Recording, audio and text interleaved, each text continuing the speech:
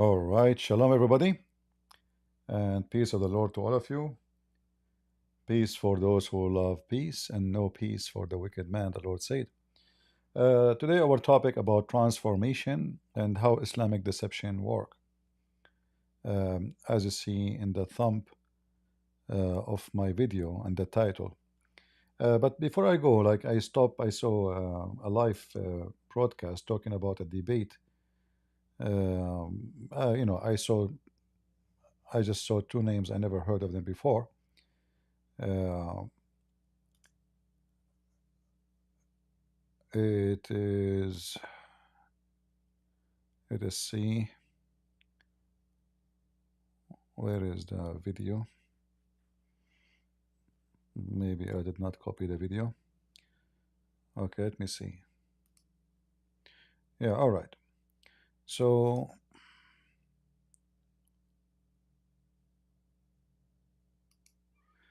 I saw this debate here. Let me share it with you.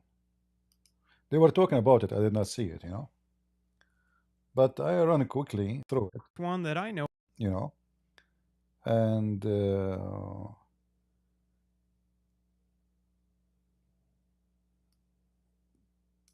this guy, his name is Bill Carson.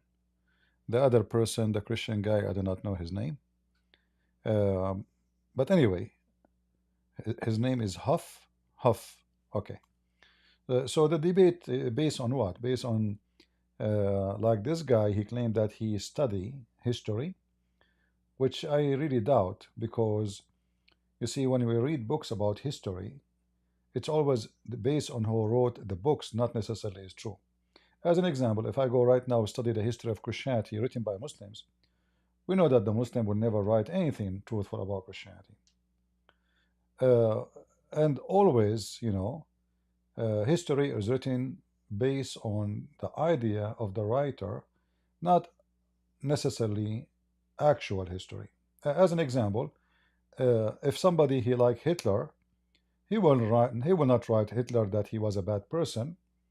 He will write about Hitler how amazing he is. So he can say he built a country, he make a massive army, he make Germany so powerful. So it is side of history, which is true.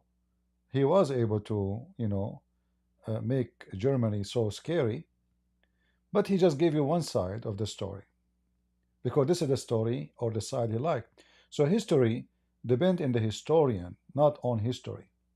The historian and his understanding or his let's say his agenda. Now, to find a historian who have no agenda, that is very rare. Like even me, if I want to write about Islam, I'm going to write with my agenda. Like when I wrote my books, I'm writing for you the negative things about Islam. Somebody else will try to find the positive things if there's any. So because I have agenda, even though I'm quoting real, actual reference, page number, volume, book name, everything, but I have an agenda. The agenda, as an example, sex and Allah. The agenda is to show you how sexual this religion is. So I'm not fabricating. I'm saying the truth. I speak the language. Here, this guy, I doubt that he know any language. He's just making things up. He wrote, somebody wrote, and then the one who wrote, mostly he do not know what he is writing about. Simply just to make it simple for you. This guy, I don't know in which minute in the video because I pass. He said that the creation in the Old Testament and the creation in some ancient books or the Akkadian books, or Sumerian or etc., there is some similarity. And here, without even going there, you see how stupid this argument is, because if and the what is similar between them is nothing really, nothing to compare. Like he says about the water, like God separate water from water, and he said in that book it says that. But just show you how stupid this argument is. If this is the truth and this is what happened, and it's not a fiction, then if other nations share the same as we have in the Old Testament, doesn't mean that the Old Testament was copying from them. And just to make it simple for you, if we go to the ancient or even today Chinese language, I don't know this guy who is a Christian supposedly, but he is a specialist in the Chinese language. And those who speak Chinese, they can understand what he's saying carefully.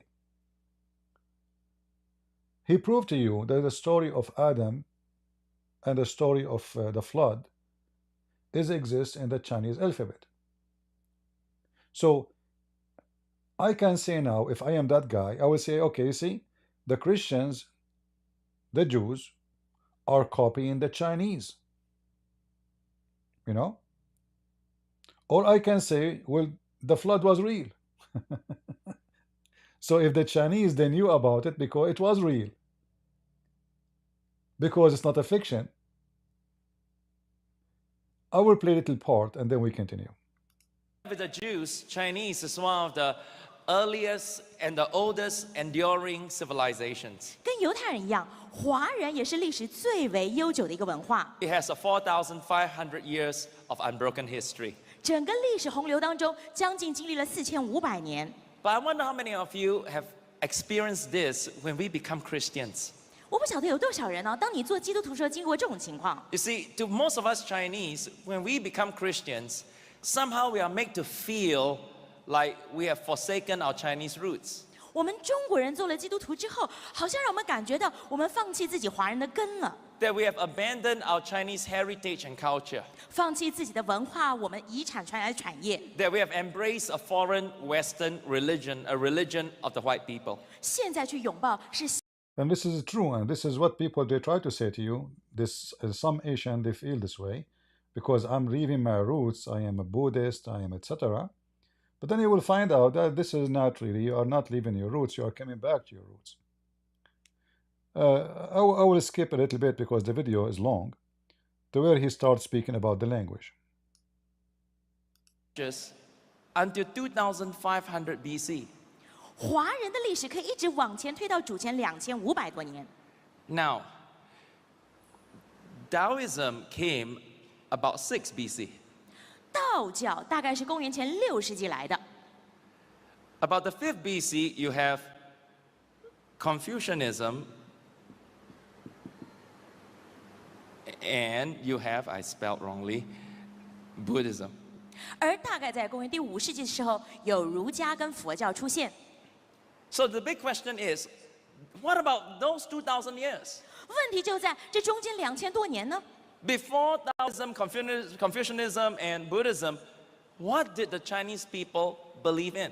在道教、儒家、佛教出现之前，华人相信的是什么？ And this is a very good question, right? Okay, what was before Buddhism?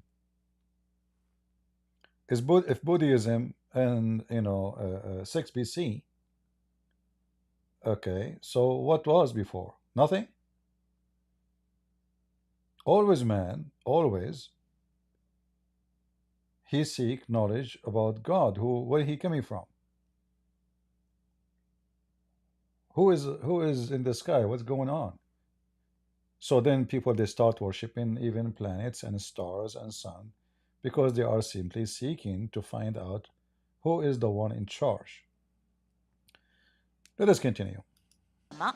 What is interesting is this. We have very clear historical records. 很有意思的，我们有非常清楚的历史记录在。 For the first 2,000 years of their history, the Chinese people worship a singular supreme God and not many dozens or millions of deities. 在这2000多年当中，华人一直在敬拜的是一位独一的、最高主权的真神，而不是许许多多的神明。 They worship a God by the name of 上帝. 他们敬拜的这位叫上帝的神。 Today I'm going to write in my broken Chinese. 今天我要来练习我的中文字。 All right? Now, and this, when you read the historical records, 当你读到整个历史记录里头， 上帝 has exactly the same character, nature, and power as the God of the Old Testament. 实际上这位上帝跟我们旧约相信的神有同样的品格、同样的性情、同样的能力。 But while the Hebrew people called him Yahweh or Jehovah, 虽然犹太人把它称为耶和华或雅卫， The Chinese people from the beginning call him 上帝, the king that lives above the Most High God. 华人却把这位神称之为上帝，是一位君王，在万物之上居在天上的。 Some of them call him as 天 or as 上天.也有人把它直接称之为天了。 Now you notice how you write the word 天?你注意天怎么写？ Everything that is big, that is star, he's bigger than them. He's the Most High. 在天下至大之上最高的那个就是至高神， So the Old Testament calls him the Most High God. 所以旧约里面称他为至高 Let's 神。 give the Most High God a big clap. So now, if I am this guy Potato, Bill Carson, I will say, here we go, they are copying the Chinese, right? Do you see how silly the argument when they come with this? If we are copying a fiction story, stupid story, obviously we are copying from each other, like the sun set in murky water. You know? Obviously, this is a fiction, stupid stories, and it doesn't matter who came with it first, it's just a stupid story. And who brought it first or brought it second, still he is an idiot. So when this guy he came and he made a claim on his debate, and this guy Bill Carson, he is just being a silly, childless, not mature. Because simply we believe that we are born of a first man, and the first man he taught his kids, and the kids they taught their kids. The first man he knew about God, for he spoke to God, and God he created him, and he was in the presence of God. So the first man he knew God. The first woman, she knew God. Not only they heard of him, because nobody told them, they don't have a middle person to speak to them, God himself spoke to them. So do you expect really that Adam, who lived so long, he never said to his children what happened to him? He never said who created him? He never mentioned to his kids where he used to live and why he is out? So very immature logic. When you have immature logic, that will give you immature debate. So now we go back here, trying to show you the logic between languages and belief. Going back to the ancient Chinese. We're not talking about Chinese who live in China just today. We are talking the beginning of the history of the Chinese. How even their alphabet is made. 为他热烈的 Hallelujah. 拍掌，哈利路亚！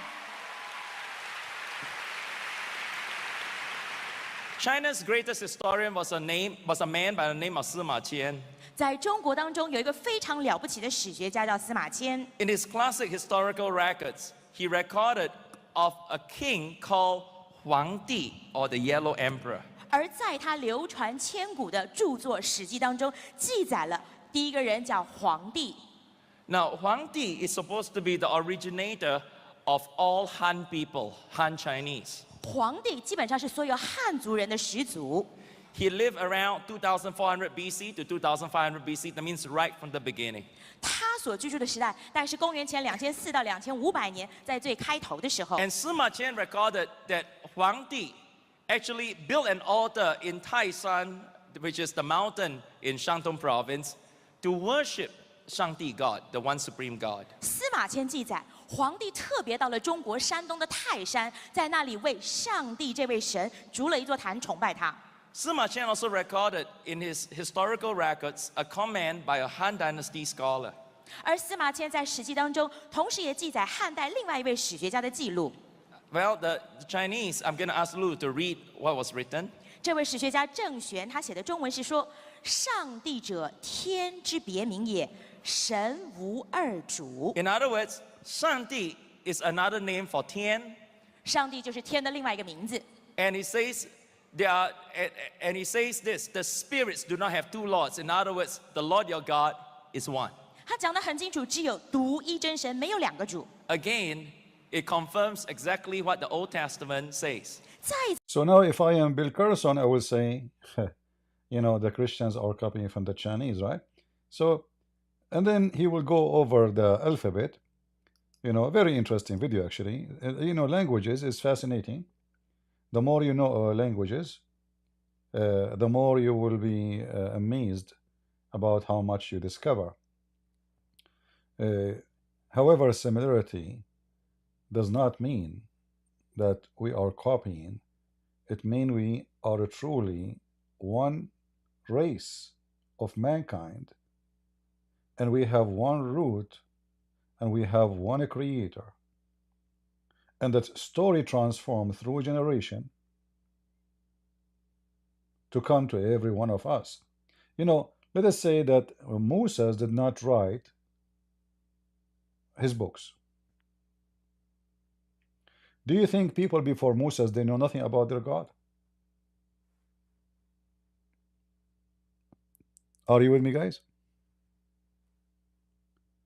Do you think people before Moses, those people know what they are? They worship God, right? So if Moses don't have a book yet, does not mean they do not know who is their God. Correct?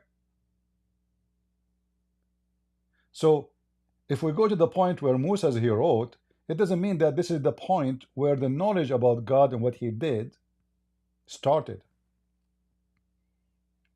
Are you with me?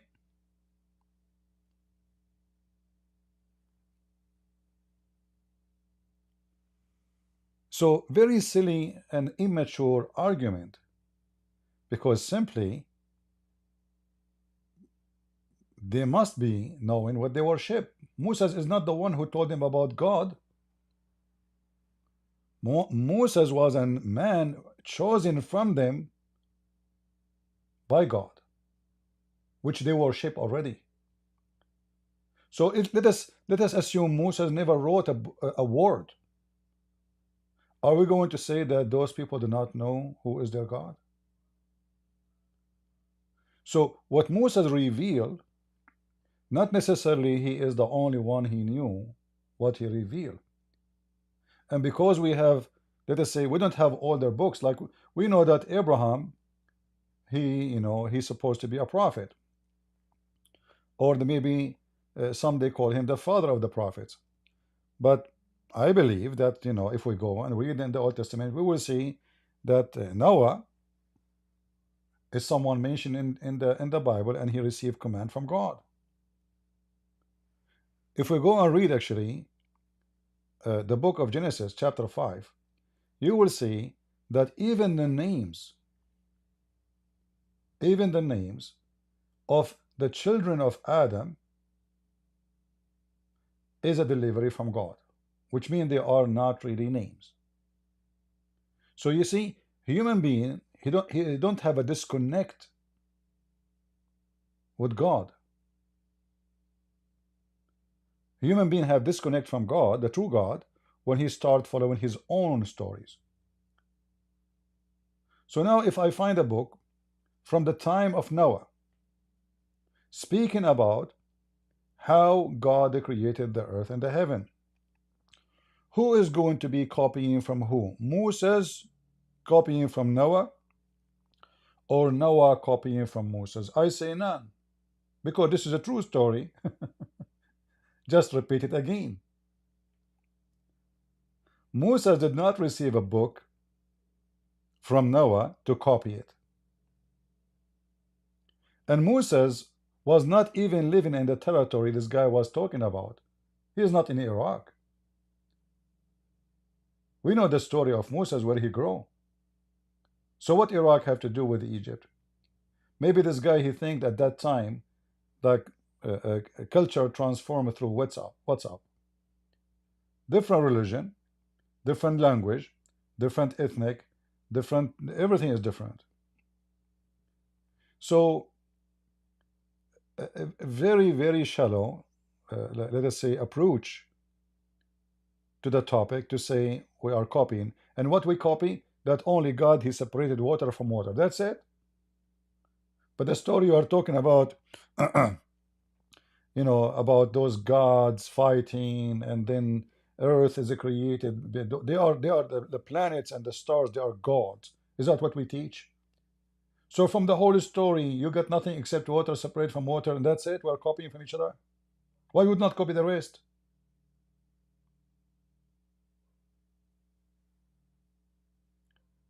It's like somebody coming to me and says, Jesus says, I am the way. What if we found somebody he said that too? Does that mean Jesus copying him?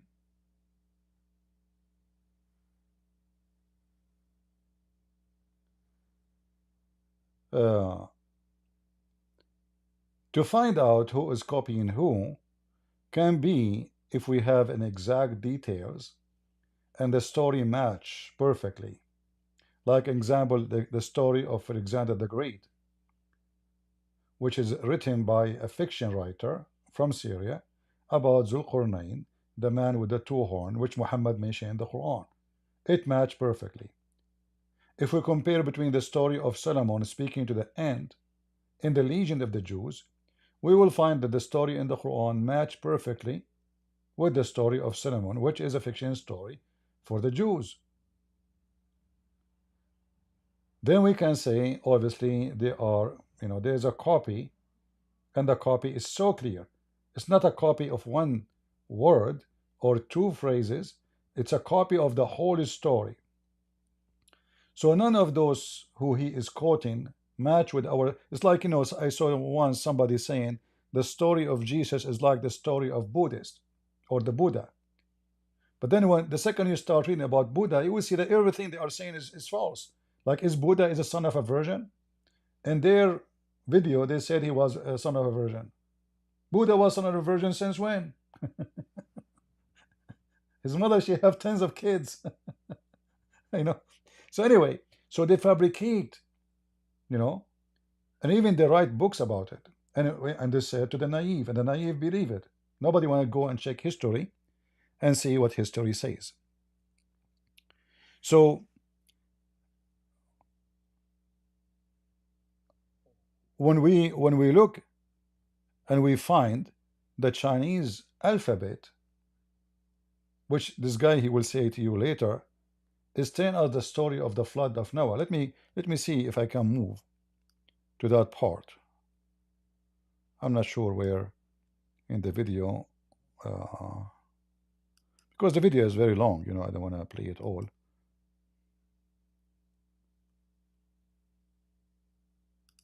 Then you will remember. 如果一个全世界的大洪水，你大概一定都会记得吧？ If there is a Tower of Babel that caused people to be scattered everywhere and languages to come forth, surely. And he mentioned the Tower of Babel, right? He mentioned that. He mentioned that it's mentioned. So it's mentioned in the other culture because it's true.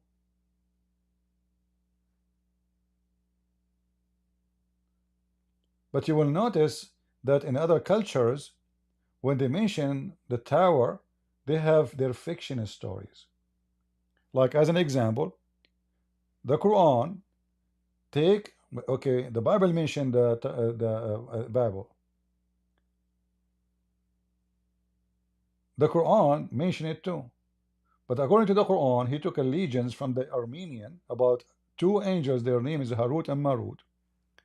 And Allah, he sent them down to earth to create or open a school to teach magic. So here we go. The story, the word is mentioned, but the story is not the same story.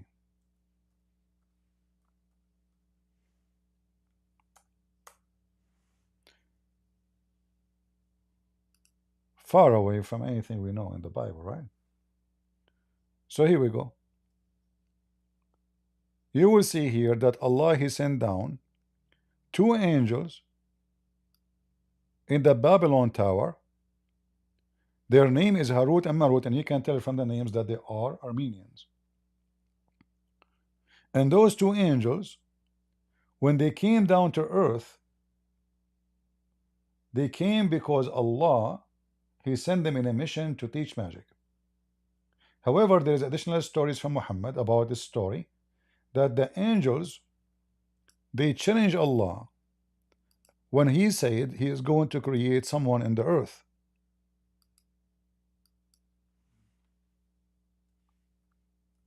Like Adam.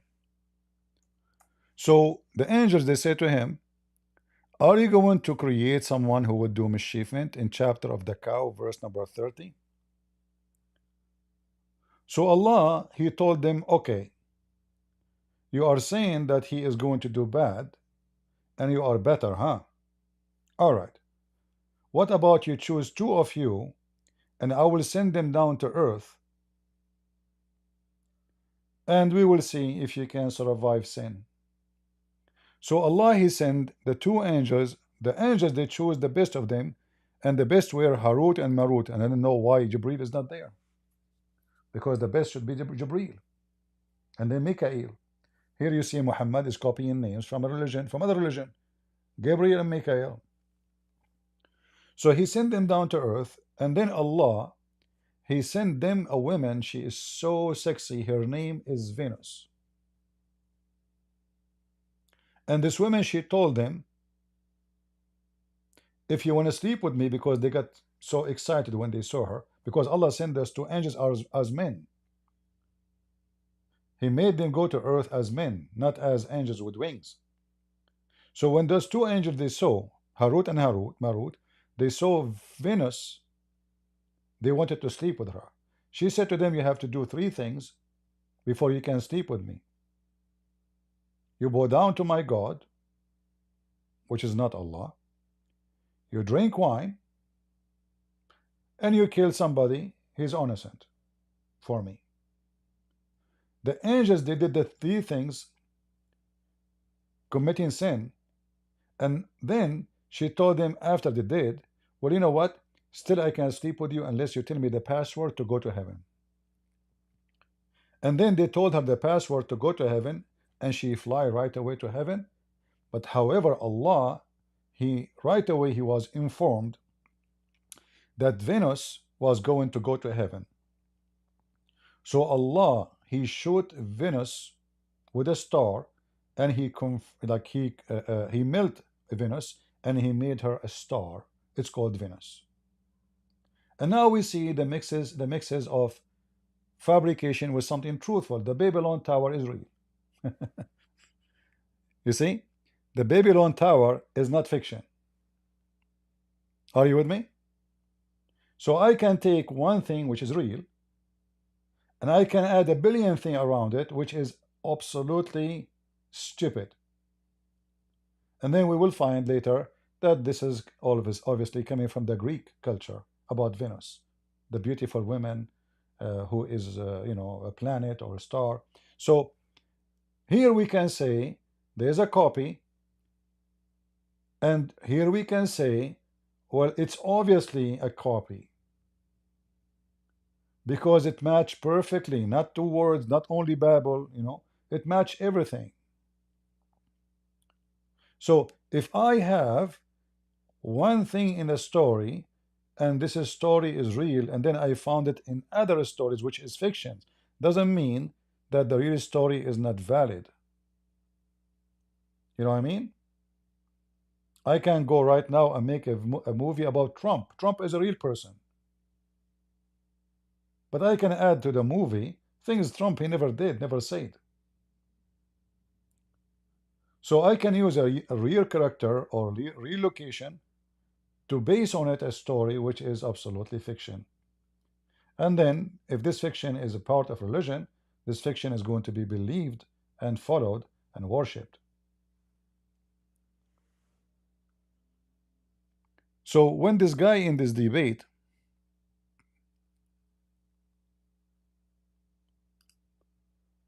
he claimed what he claimed, I found it very immature. And I don't know even if we can call this as a debate, because there is no reasoning in the debate. If I have, same time, I wish I was just gentleman who is there, debating him. He can go to the internet and he can post for him something from any of those languages and tell him read it for me. He claimed that he studied history, right? Ancient history. To study ancient history is not by going to the library, it's by knowing the language. Like what make me advanced in knowing Islam is knowing the language. If I do not know the language, I will be very limited, because all what I know is going to be based on someone translation, which mostly is going to be false. And we show you tons of examples every day when the Muslim translate their books. So translation never give you a full scholarship. You cannot even get closer. Like I cannot say I am a scholar in the Bible, because simply in order to claim such a thing, if I mean it for real, I have to claim that I speak Hebrew fluently, deep, not just know speaking the language. I study Hebrew deeply to the roots. I study Aramaic to the roots. I study the Greek language to the roots. By knowing those three languages, I can say I have the key of scholarship. I'm not scholar yet, but I have the key. So this is just the key to get in.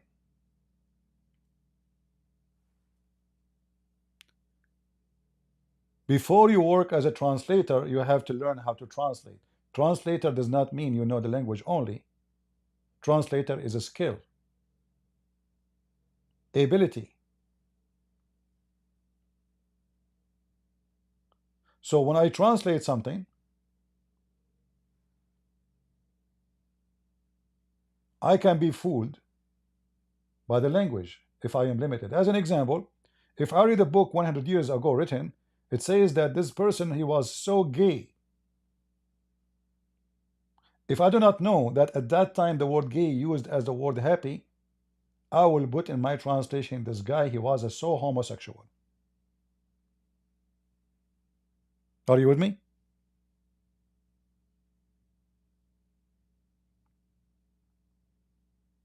Do you understand what I'm saying? So knowing the language, even if you know the language, but you do not know the background and the history and how language transform, then you will be a foolish being who have big mouth. You say what you do not know. If I tell you a joke from the Middle East, mostly none of you will laugh, because the joke is connected to the culture, not to the language only. So you can be a person like now, somebody, he speak English, he's born in America, he is all his life, he might say a joke, I don't find it funny because I'm not connected. I understood the words he said, but that I don't understood what the joke is about, because simply I am disconnected with the culture and the background.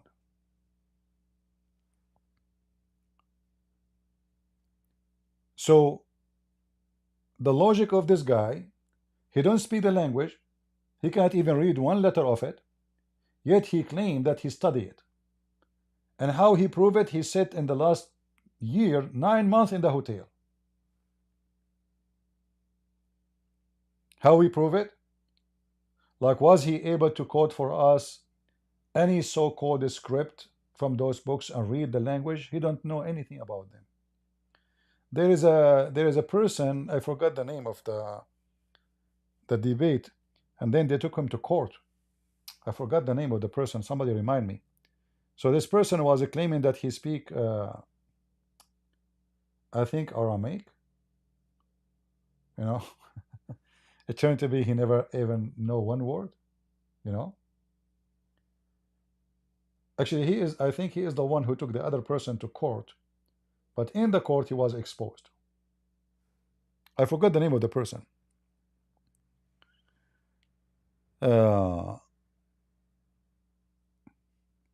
Who care what Billy says? I mean, you know, stupidity is amazing. There is no more documented story than the story of Jesus in any books in the world, and by people who they are not even Christians. Historian who wrote about Jesus' crucifixion, none of them is a Christian. None. So the story of Jesus is extremely documented. It doesn't matter who, and you know. But anyway, the whole debate, I found it very silly. I was in their live, you know, they were live in the other channel today for like 3 minutes, and then this guy start talking about software promoting. You know, I cannot stay in a channel they are selling stuff and commercial, so I decided to leave. But they were talking about debating Bill, and I said, "Who is this Bill?" So let me see. So I typed the name and I found. So anyway, just to finish this, the story which we have about God is not when Moses came. The story we have with God started since the first man came, since Adam. If we go to the book of Genesis, we know that God, he created a human, he called him Adam. In fact, the human he created by God, it was not necessarily only the male called Adam. The Bible says that Adam and Eve were called Adam, human. So when God, he created Adam in his image, God talking about creating Adam and Eve in his image. Both of them are Adam. Remember, that's what the Bible says. Adam is Adam is Adam as a man, and Adam is Eve as a woman. Both are called Adam in the Bible. But for us, because we are foreigners, we don't know the language.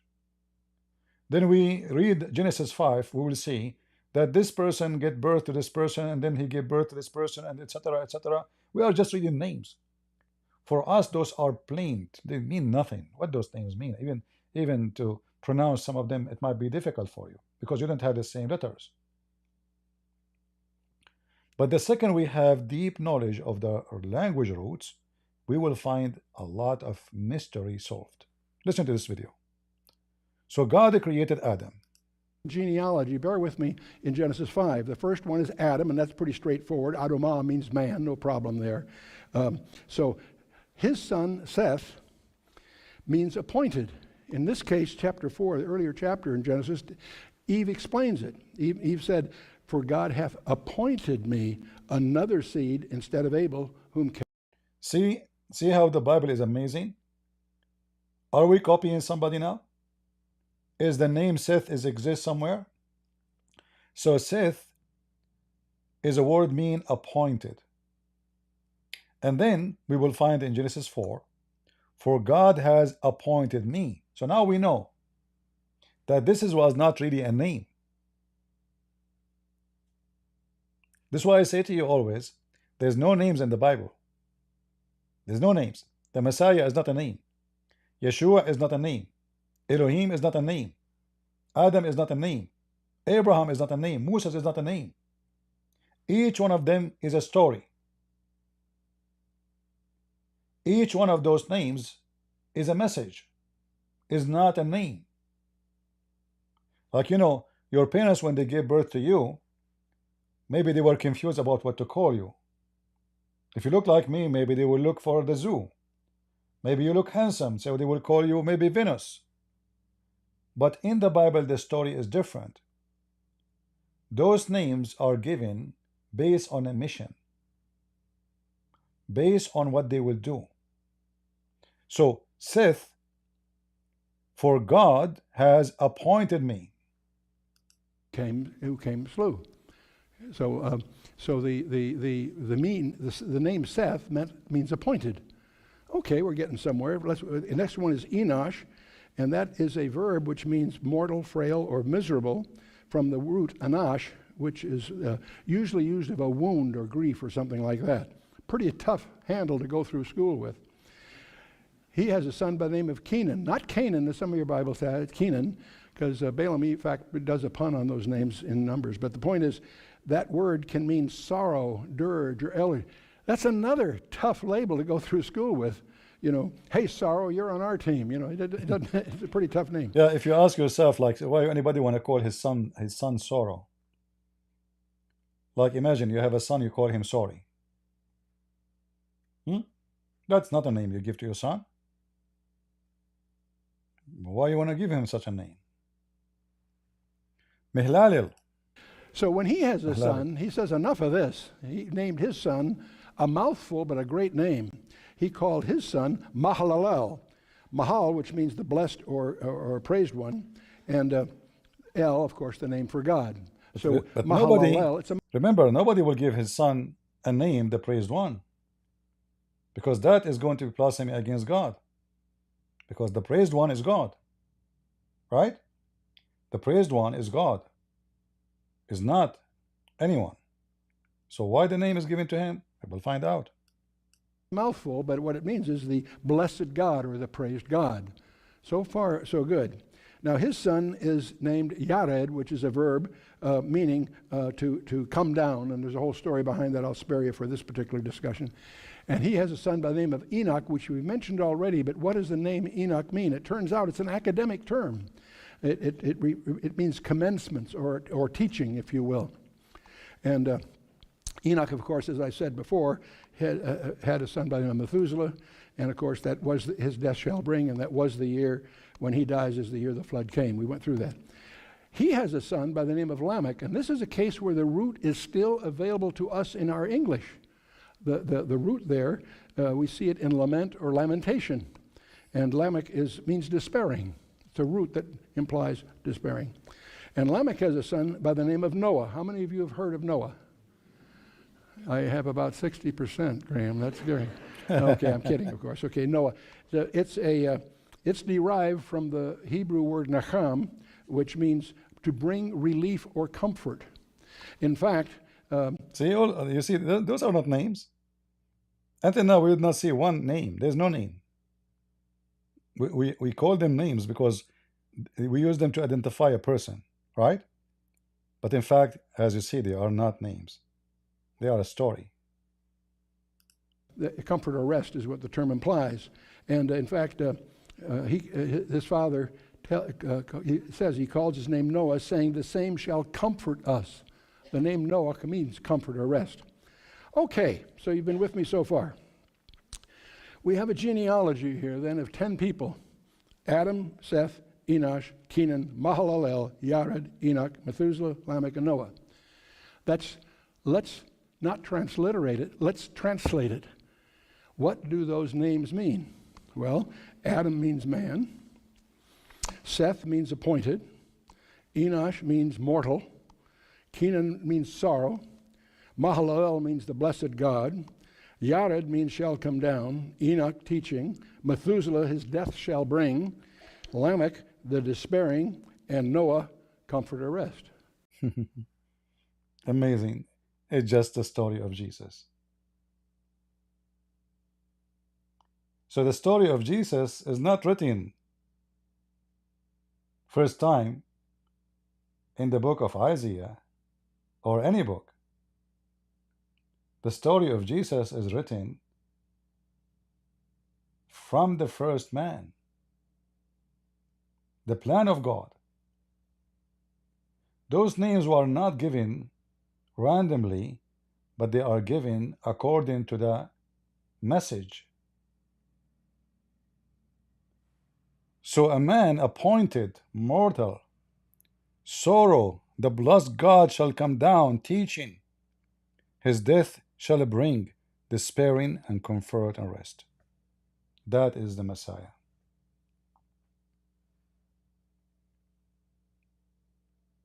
You see it?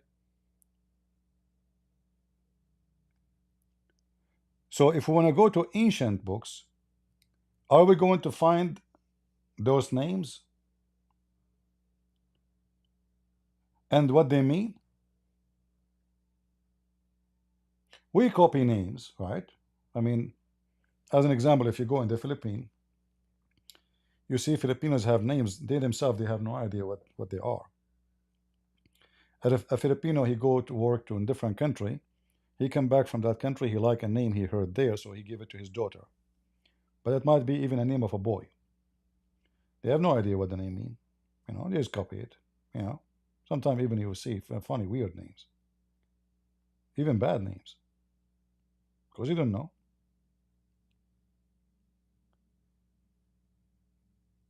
And this is what happened to us. We don't know. We read, but when we read, our education is based on ignorance. Why? Because we are ignorant in the language. Therefore, our knowledge will be very limited to our ignorance, not the ignorance of the book. It is our ignorance.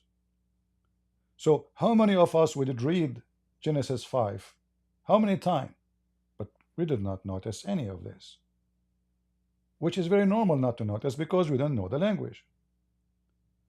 But when a person like this man, he goes study carefully, spent his life studying, and after studying, he found something very strange. This is not just a language, this is a message.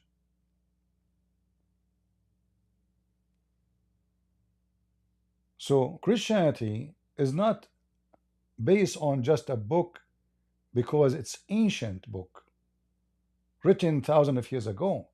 Christianity is based on true God, and the true God story came to us even through the names of people we learned from our ancestors.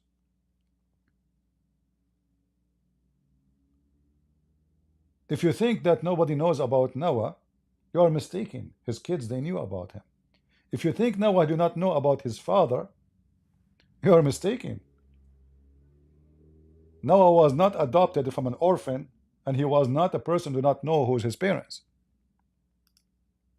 So it's very normal, you know, that the story will transform through generation, even if it's not written in a book.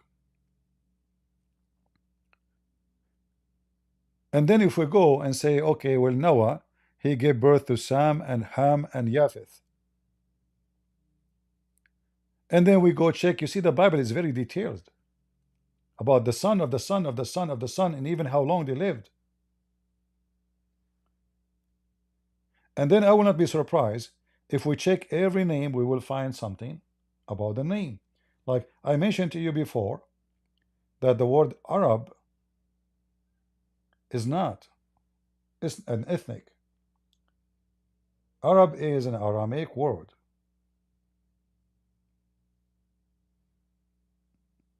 Mean desert. Arabian is someone live in the desert.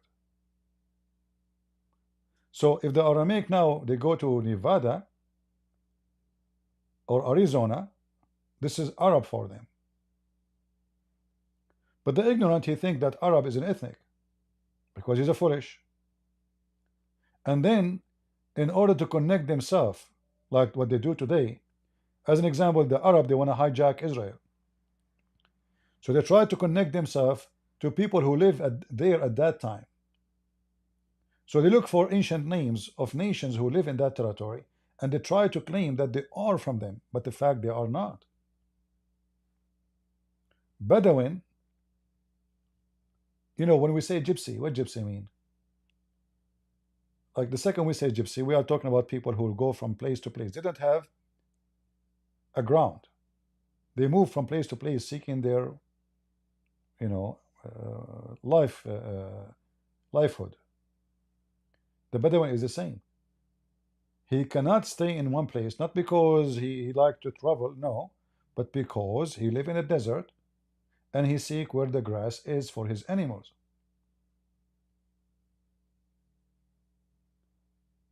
The word Bedouin, which you use in the English, it's coming from the Arabic word, which coming from the Aramaic, the Badu,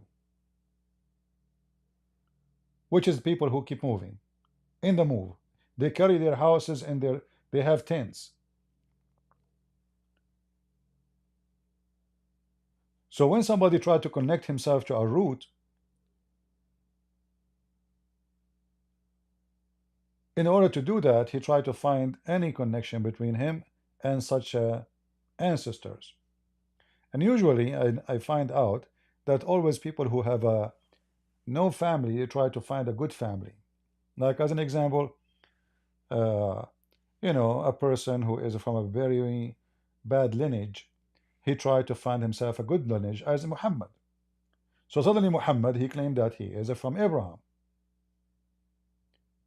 But even Muslim books says that Muhammad was born 4 years after his father, and the Arab have nothing to do with Abraham, because Ishmael, if we go to Genesis 21:21, we will find that his mother, she married him, Ishmael, she married him to an Egyptian woman. So the mother is an Egyptian, which means African.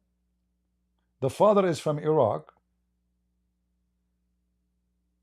and he is from the Chaldean specifically. How the son is an Arab, if an Arab is an ethnic? You know what I mean? It's like my grandfather from Japan, I am his son or his grandson, or let's say my father from Japan, I married, and my mother from Egypt, and I married a woman from Finland. My son is an Arab. How that work? But because the Muslim, they were desperate to find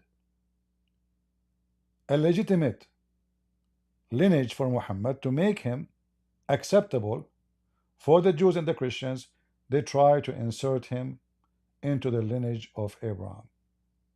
And now today we have people lies in politics. They say like they sign Abrahamic Accord, like Trump, he did that, right? Abrahamic Accord, but none of those are Abrahamic. The religion is not Abrahamic. They have nothing to do with Abraham from lineage, but politics and garbage. I hope we cover that part. And now maybe we go to our topic, which is about transformation of terrorism.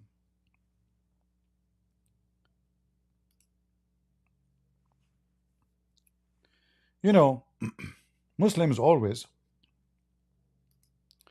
Muhammad himself, always, he have a transformation. I'm sure you heard me debating Muslims many times. And when we ask Muslims why Muhammad did not forbid alcohol from the beginning, they say he did, but he cannot do it right away. He have to do it step by step. We ask Muslims why Muhammad married many women. They say he did it for political reason, correct? Even they have website and videos saying that. They are not even ashamed. Muhammad, he married many women so he can establish ties with the tribes, so he can spread Islam. What is that telling us? Muhammad, he used a tactic or a strategic of using others to reach into his goal, including marriage. He don't forbid things when he should forbid them, because simply if he forbid them, he might lose the support. So he do it slowly. So Muhammad in Mecca was a very nice guy. He did not call for jihad because he don't have men. They will kill him. Muhammad the weak. Muhammad, to get strong, he migrated. He prepared himself and he prepared many men, and then he start attacking. And that is the Islamic State. What we will see in front of us, what happened in Syria, this guy in the left is the guy when he decided to leave Syria and go to Iraq. Then the one next to him, this is him. He looked way older. He looked more tough. He is dressed like Muhammad, and he became a leader in ISIS, and he did behead many people. ISIS collapsed. In fact, he found that himself in ISIS he have no future, because there is a more strong leadership. He wanted to be a leader. So he split, and he said to himself, in order to me to survive, I have to have a boss who can back me up. So he announced himself that he have allegiance to Al-Qaeda, Osama bin Laden. All right? He belonged to Osama bin Laden. So he can be blessed by Al-Qaeda. And as soon he announced himself from Al-Qaeda, many fighters they join, because finally we have a branch for Al-Qaeda. Osama bin Laden is beloved by many terrorists around the world. So he left ISIS not because ISIS is not killing enough, but ISIS will not make him go anywhere. And he noticed that ISIS is in its way of demolition. they made a lot of enemies. So he decided to be smart and to change his skin again. So he go and he made himself Al-Qaeda. After he announced that he is Al-Qaeda and he beheaded many people in Syria, he noticed that his destiny is going to be the same as ISIS unless he changed his skin again. Al-Qaeda, it's well-known terrorist organization, and nobody will have any connection with them. So he changed his organization from Al-Qaeda to Al-Nusra.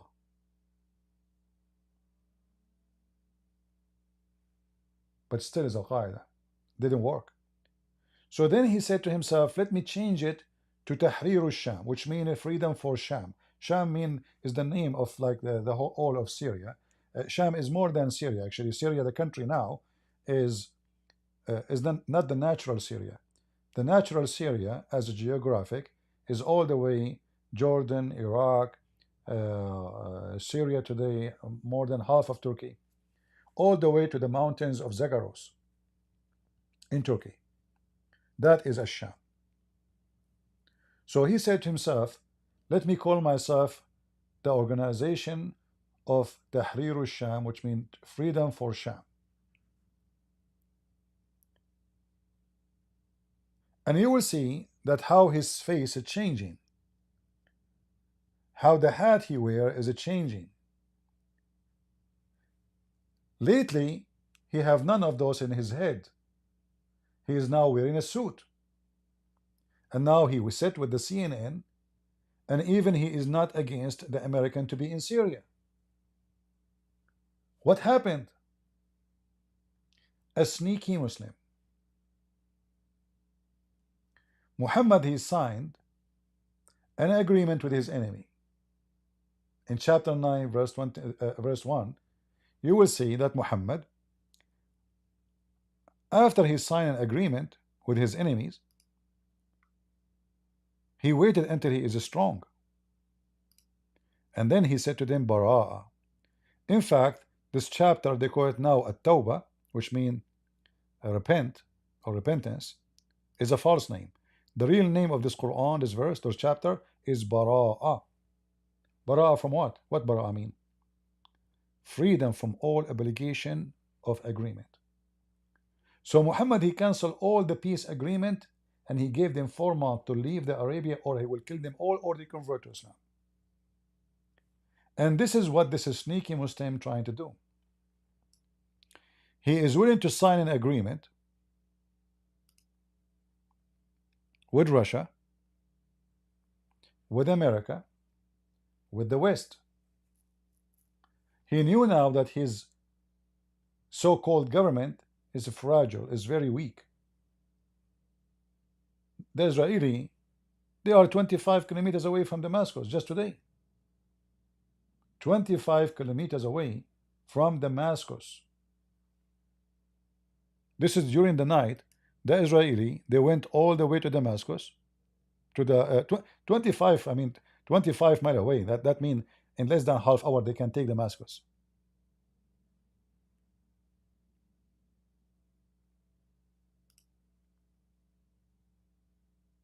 Right? The Israeli, just yesterday, they launched more than 250 airstrikes.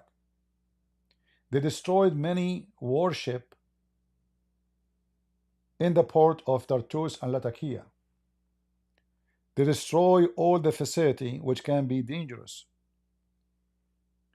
In other word, they wipe the floor with anything called forces of Syria.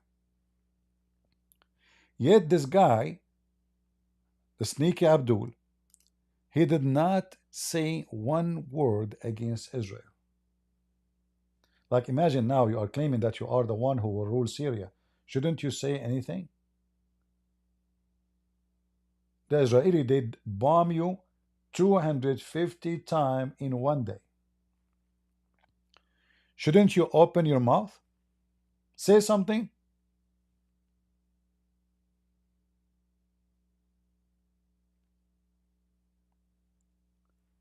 But because he's sneaky, and the way I see him, by the way, he's scary because he's smart. He's smart and evil. He's calm. They are bombing, he don't say anything. He don't want the Israeli to be alarmed. He don't want the American to be angry. No problem. Oh, boss, they are bombing. They destroy the weapon. They destroy all the warehouse for weapon. The Assad lifted. This is us. We should take it. No problem. Don't say anything. Simply because he knew that in order to reach the transformation, you have to get spanked and you keep your mouth shut. So the Israeli were spanking him because now remember, all those weapons the Israeli destroyed yesterday, it should go to him. Which means the Israeli are saying to him, you cannot touch it. You know what I mean? There's no more Assad. His army collapsed. The defense minister of Assad, he even released all the Syrian soldiers from service. Which means there is 0 Syrian army soldiers now in service. The only one left is those terrorists. So they are now the one who inherited all the weapon depot of the Assad. The IDF and Israeli Air Forces, they wiped everything in one day. He did not open his mouth.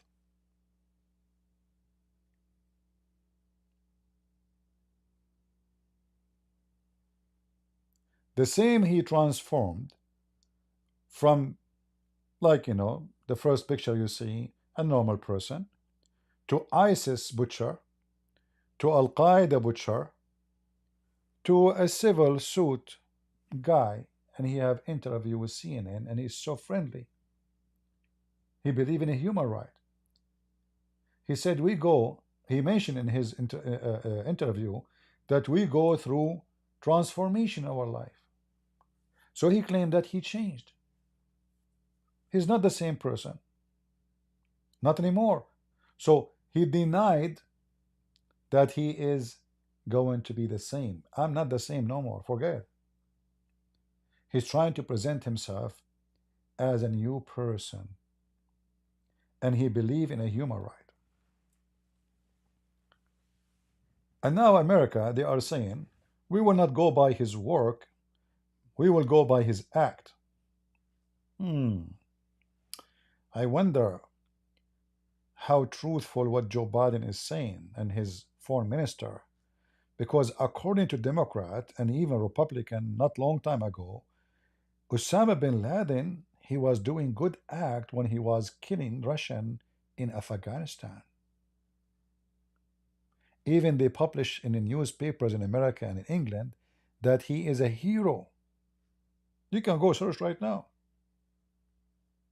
Saddam Hussein, the one who slaughtered tens of thousands of Kurdish by chemical weapon, for real, he was their best friend because he was fighting Iran. I see. Saddam Hussein was a friend of America? Yeah. American even they used to provide him with a lot of information during the war with Iran.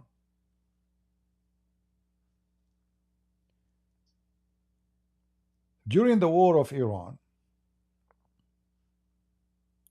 all Middle East and Muslim Sunni countries supported Saddam Hussein. The same guide, all the leaders they go against him later. Why? Because later Saddam Hussein, he became a beast. He want to take Kuwait, he want to take Emirat, he want to take Saudi Arabia. So suddenly Saddam Hussein is not our friend no more. So Saddam Hussein is a good dog as long he is biting everybody except us. So when the American they say that they are watching what this guy is doing or what he will do, and based on that they will judge, that is very, very, very fishy statement. So if he start attacking countries who they are not a friend with USA, practicing terrorism, they are okay with it. If you attack us, then we will teach you how to behave. The Israeli now, they are saying the same. They are watching what's going on.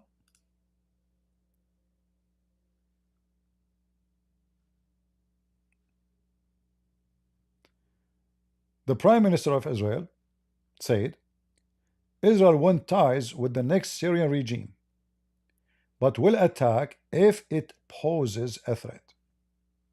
So Netanyahu just announced that he have no problem to have ties with the terrorists. If they are terrorists there, not here.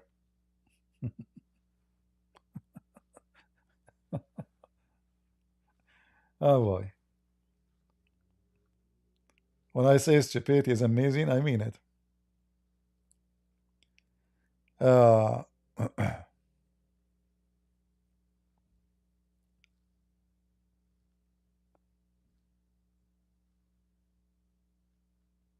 US say will recognize a new Syrian regime if they renounce terror.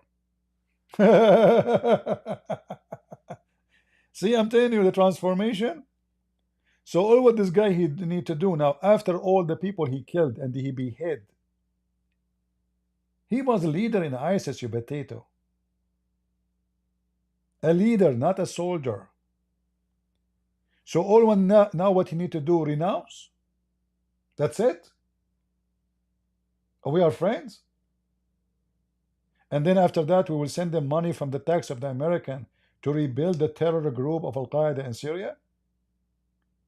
So if Al-Qaeda now renounce terror by saying it for a couple of years, and then when they get strong already again they attack, then we will say what we did, right? All what they need to do, renounce. But those people, actually, I just saw a video yesterday. I think they posted here in this website here too.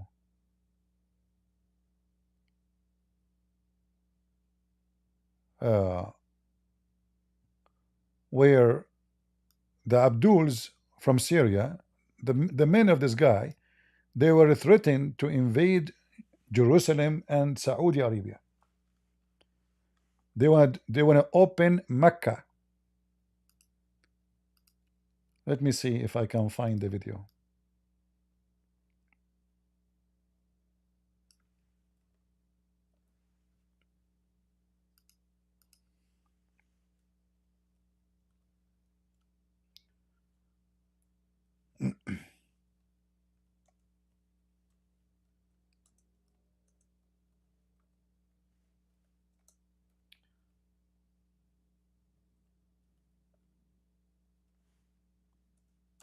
Let us see. Here we go.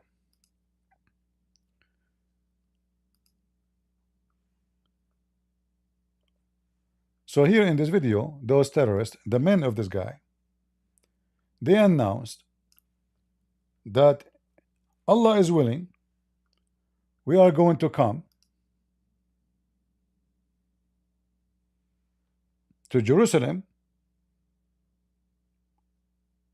and we are going to come to Mecca. We will conquer Mecca, which means they will kill the royal family of Al Saud in Mecca, in this video.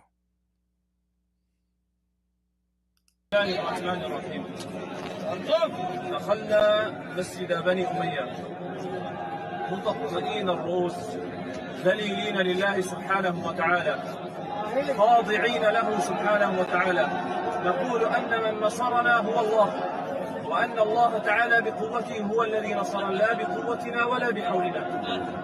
هنا عقر دار الإسلام، هنا الشام، هنا عمر بن عبد العزيز، هنا أرض الإسلام، هنا دمشق، هنا فسطاط المسلمين، من هنا يا قدس، من هنا قادمون يا قدس. صبرا يا أهل غزة، صبرا صبرا. تكبير! الله أكبر! لبيك لبيك يا أقصى لبيك لبيك لبيك يا أقصى لبيك لبيك لبيك يا أقصى سائرون على طريق محمد صلى الله عليه وسلم وعلى طريق الصحابة رضوان الله تعالى عليهم 13 عاما ظنوا أن النور الذي انطلق من هنا من أول مظاهرة. By the way, this is a church. This is a church. He is speaking from the square of a church, John the Baptist of Damascus.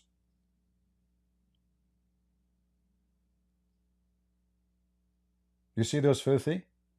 They are speaking from in front, inside our church. They converted into a mosque. And now they are threatening, they are coming to Jerusalem,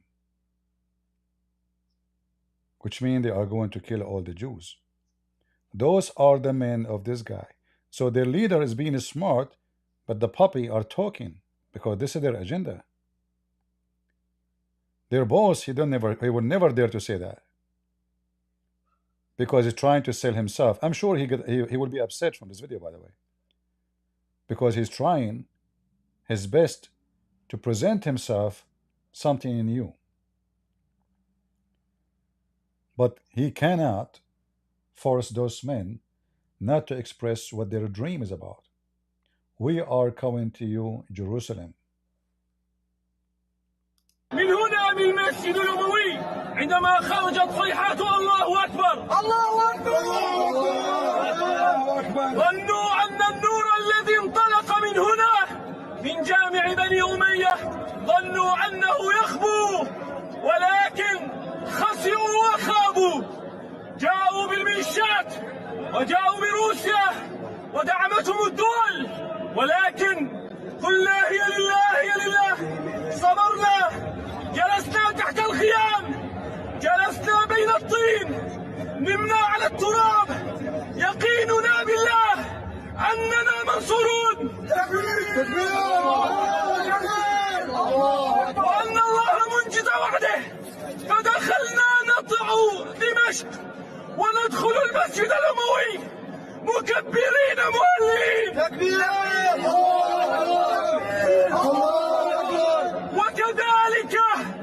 وكذلك بإذن الله وكذلك المسجد الأقصى وكذلك مسجد محمد وكذلك الكعبة ندخلها بإذن الله. He wanna conquer the Kaaba too, because they believe that the family of Al Saud are Jews and they should be killed. I'm being honest with you, this is what they believe. There is the majority of Muslims believe that the royal family, they are not royal, but you know, that's what they are now. They believe that those are Jews. They call them from Alu Salul. Alu Salul supposedly is a family or a tribe of the Jews used to live in Arabia. So they believe that the royal family of Al Saud in Saudi Arabia, they are Jews and should be killed, all of them. And they should conquer Mecca and the Kaaba. So their trip, going to Jerusalem, after Jerusalem they go to Saudi Arabia. You remember just yesterday I told you the Saudi, they are now alarmed and they will prepare themselves to oppose in Syria. Now, so this sneaky leader, he's trying to present himself. He changed his uniform. He changed even his beard. He changed his hat. Every period have a hat. So from a civilian, look normal, to a leader in ISIS, criminal, slaughtering, beheading, taking the belly of a man alive from his chest, torturing men and women, raping them. Then he transformed to Al-Qaeda because he found himself will not be a leader, big leader in ISIS. There's many competition. So he established his own group, start from a fresh start. He announced himself to be Al-Qaeda so he can get more support from Al-Qaeda, so he can compete with ISIS. And this is exactly what happened. But then when he is Al-Qaeda, he noticed that he is not going to have a success as long as the Americans are opposing him.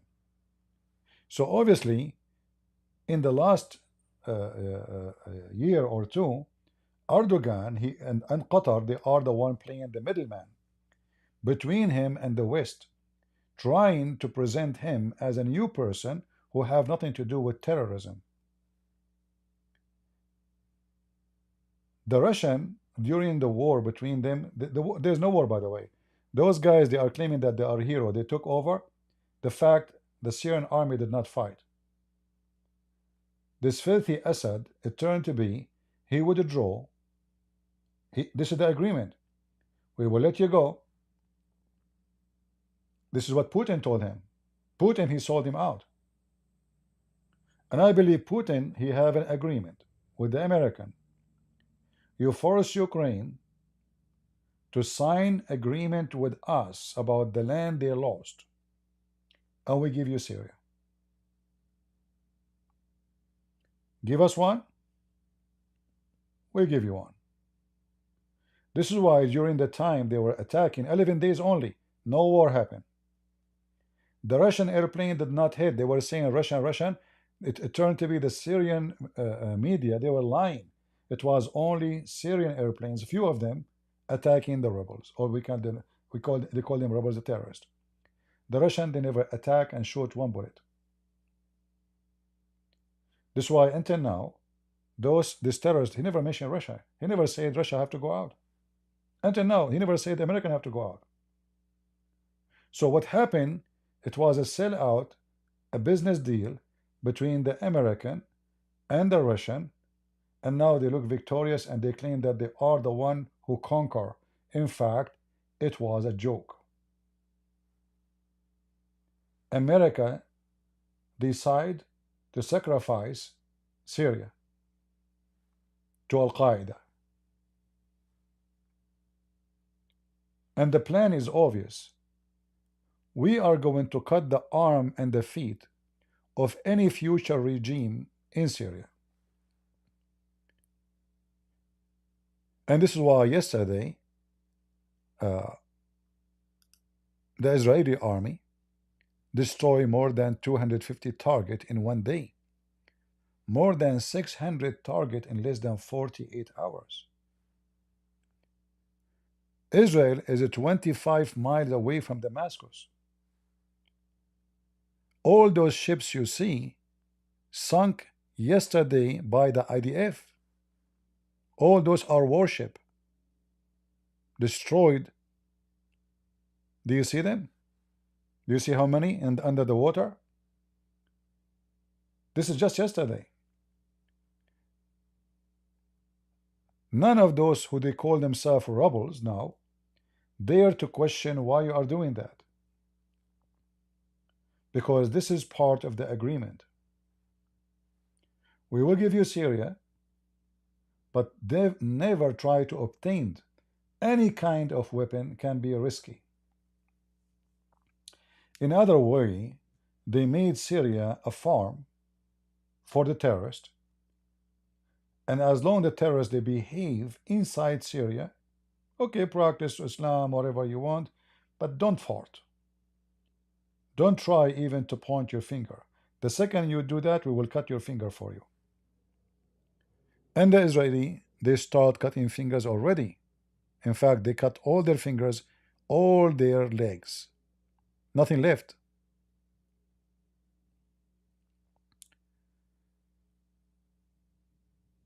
Let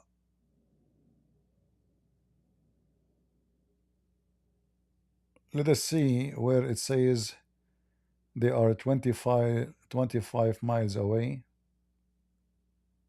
from Damascus in the news. I better look for it. Give me a second.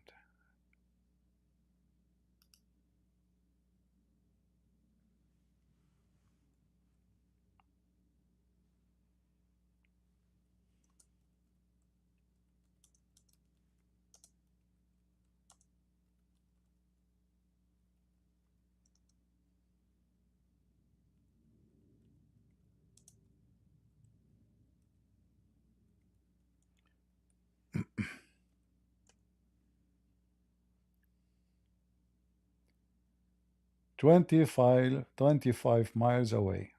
Actually, not miles, actually, kilometers. Even less distance. How many miles? 25 kilometers, guys? Just give me the number, somebody. 25 kilometers, my mistake. Israeli tank reach point 25 kilometer from Damascus. Do you see it? The page taking time to load.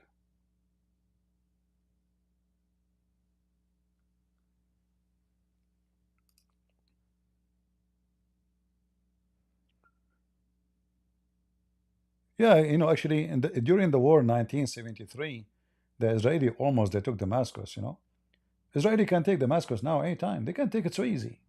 I mean, who's going to stop them? They can take it before the morning.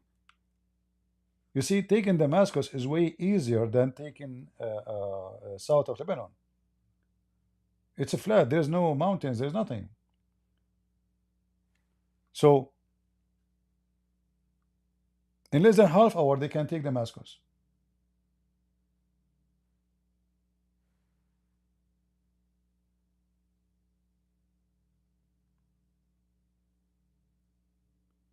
Yeah, exactly. It's 15 miles.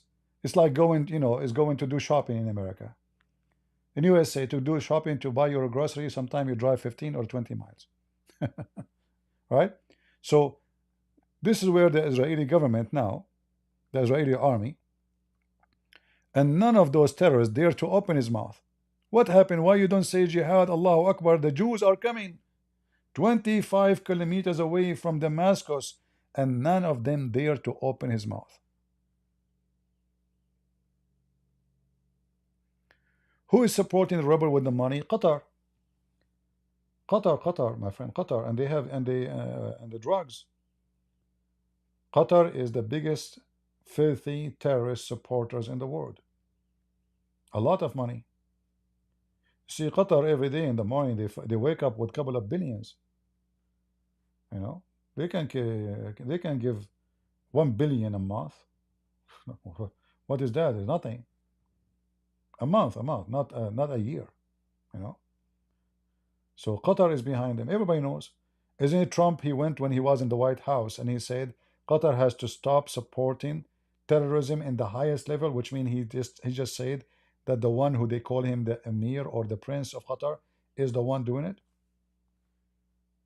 Remember? Qatar and Turkey. Qatar pay, Turkey arm.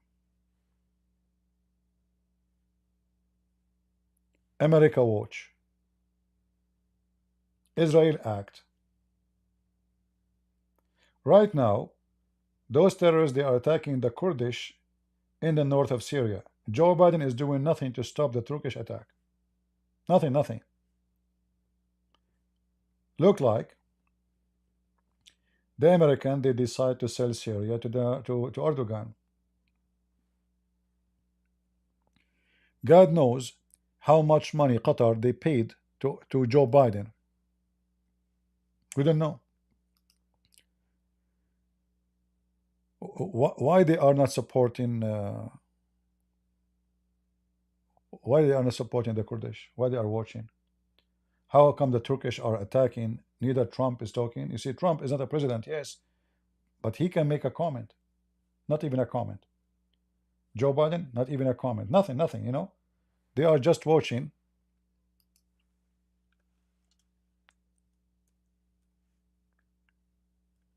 Let me see if I can find you a live video of the war.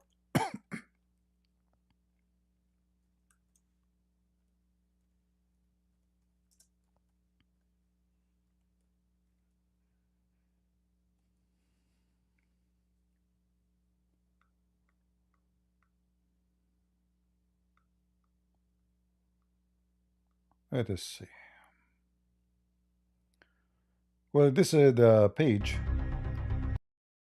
here, but this is pre-recorded because I saw today actually I saw a live broadcast for the war between the Kurdish and the Turkish. Those are the Kurdish attacking the Turkish. And you can tell, you know, they have a very limited technology. Their drone is a toy, because the drone is, as you see, they are just like a dump. You know, it's just like carry a rocket and you dump it, and God knows where it's going to hit. It might hit nobody. See, it went far. Did not even kill one person, because it's just a drone. They dump it in the and mostly go in the wrong place. If it hit, like now, it hit good. It's like by luck. So this is the SDF press. Usually is the page of the Kurdish, who they are sponsored by America, and America now is selling them out to the Turkish. This is 7 hours ago. They were able to shoot down a couple of drones, Turkish drones. The Kurdish, they shot them down. This is a Turkish drone, as you see in the sky, and they were able to shoot it down. Mostly they are using anti-craft, like just you shoot 1,000 bullets until one of them hit. All right, like it's based on how high is the airplane is. If it's too high, they cannot even get it, get close to it. Yeah. So this is another video, and this is another video too. Those are the Kurdish. You see the drone is a toy. Those toys, you can buy them from Amazon. They just attach a rocket. There's a kit. You can use it even for fishing. You just hold, and then you release. It's not a smart drone. It's not like high technology, which means obviously the Americans are not giving them anything special.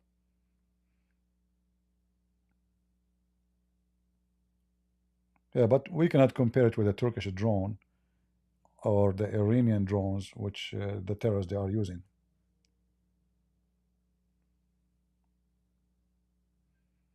You will notice here how the drone is missing the target, is not really doing big harm. It's far from where those guys are located. The guys are outside, the bomb hit far. Like the R3 now is going to kill one, maybe. Like by mistake is going to fail on one of them, as you see here. So this is not like they are no match, and I can tell they will lose. They will lose. Americans are not supporting them. Turkey is in the side of the terrorist, and the Kurdish are sold out again by America. I say foolish is the one who trusts any Western government, or he trusts any government, foreign government, to protect him. Very foolish. Only foolish ones trust strangers and their security, because they can sell you out anytime.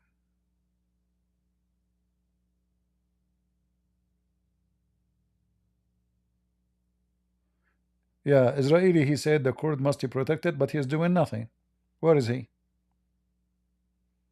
You see, the Israeli, they will not go far to go at war with Turkey for the sake of the Kurdish. They will not.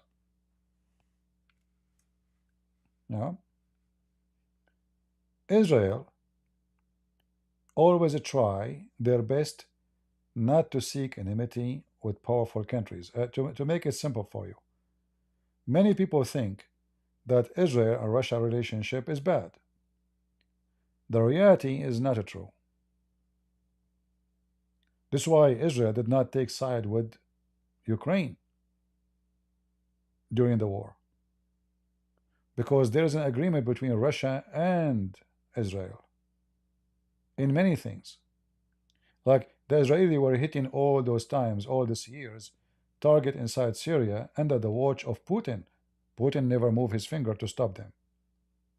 There's an agreement. You don't put your nose in my business. I don't put your nose in my business. My nose in your business. And the Israeli, they will not go so far to oppose Turkey, to go at war with Turkey, because this is not a joke. This is not just Turkey is involved here. So if you want to go and side with the Kurdish, how you will side with them?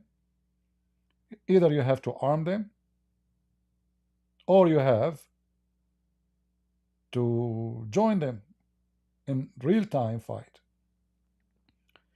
If they arm them, Israeli, they will be very much concerned, because Turkish, they can arm those rebels in its border now, few miles away, with very advanced technology.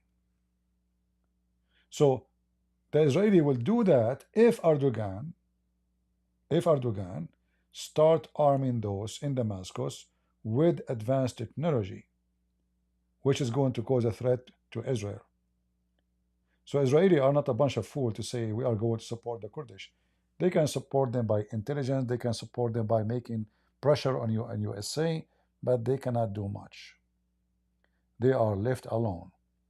And I believe, if things continue the same way it is, soon the Kurdish, they will lose all the territory and they will be under the shoes of Erdogan again. History repeating itself. Like right now, the forces of Erdogan, they took the city of Deir ez-Zor. America is watching. They took the city of Manbij. America is watching. Nothing.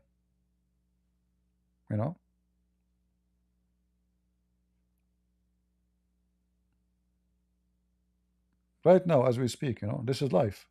Talking about it now, Now they are saying, this is life news, we start attacking and entering the edges of the city of Deir ez-Zor. This is now. Where is America?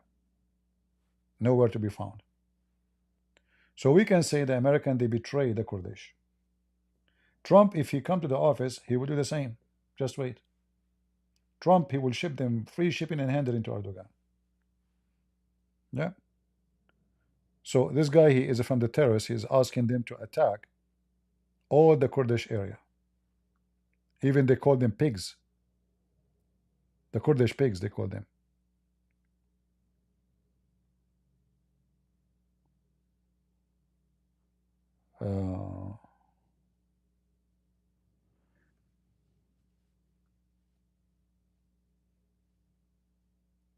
Yeah, obviously the American and the Russian, they sold their friends inside Syria. As usual. Why I am not surprised? I am not. The same they sold Ukraine to Russia. The poor Ukrainian, they told them we will make you go join the NATO. Let us go and come and do training in Ukraine. Soon you will join European Union. They make them dream, dream a lot of dreams. And as soon Putin he sneeze, all the rabbit is out. And then when they notice that Ukrainians are really fighters, they are not a bunch of losers, and then they change their opinion. You know what? Look, they can't fight. Let us support them now. But they don't dare to go in the war with Putin. They want the Ukrainian to die, fighting Putin. But not a single one of them will be injured. So they told Ukraine, okay, you know what? You keep fighting, we will support you. We will give you hamburger. We will give you a weapon, but you cannot shoot and you cannot use it. Except inside Ukraine. They are so afraid even to offend Putin. Like just 2 weeks ago, Biden, he says to the Ukrainian, you can use those long-range missiles inside Russia. Now, because he's leaving. So, Ukraine, Armenia, Syria, Kurdish is additional proof that the one who trusts Western government is a donkey. And the one who trusts any foreign country to protect him is a mule, is literally a stupid mule. And this is what happened with those people. Trump, he will not do better, trust me. Trump, he will come to the office, he will tell Erdogan, kill all the Kurdish, go. Take them. They are yours. Just wait. Trump is a businessman.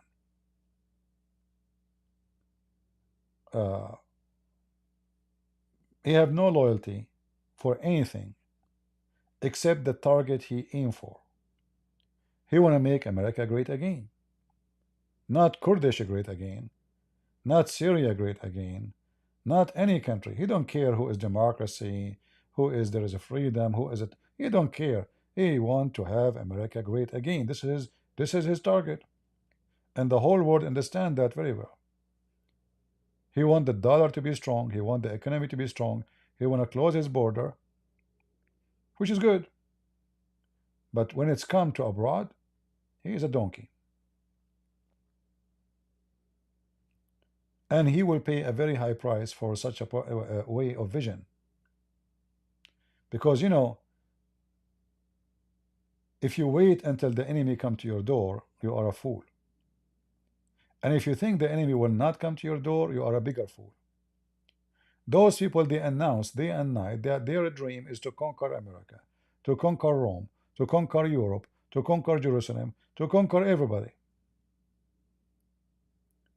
So, if 9/11 did not teach you a lesson, American, you learned nothing and you're still a fool. They did not need to send 19,000 to destroy your economy.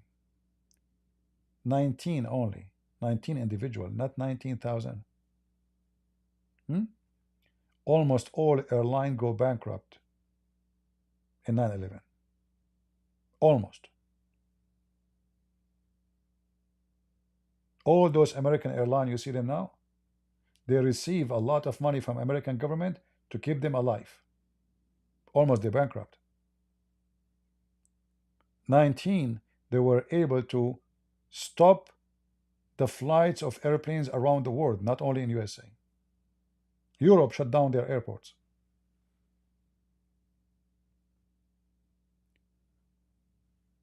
So Trump, he think he can sign peace agreement. Like now he will start working to sign peace agreement with Saudi Arabia because he is an idiot. The danger is, who care about Saudi Arabia sign peace agreement or not? Are they at war with Israel anyway? I mean, isn't this a joke? Is the Saudi at war with Saudi Arabia? So what peace agreement mean? Guys, I'm going to sign peace agreement with Japan.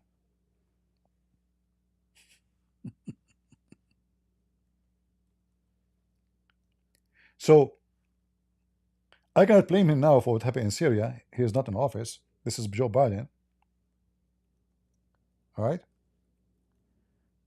But we know where the danger is. The danger is not the Muslim rulers. The danger is the Muslims, the Islamists. Those rulers, they don't even have support from their people. Those Islamists, they have way more support. And now we are giving them a country so they can have all means of power, from money, from a human capital, resources, strategic lands, everything they want.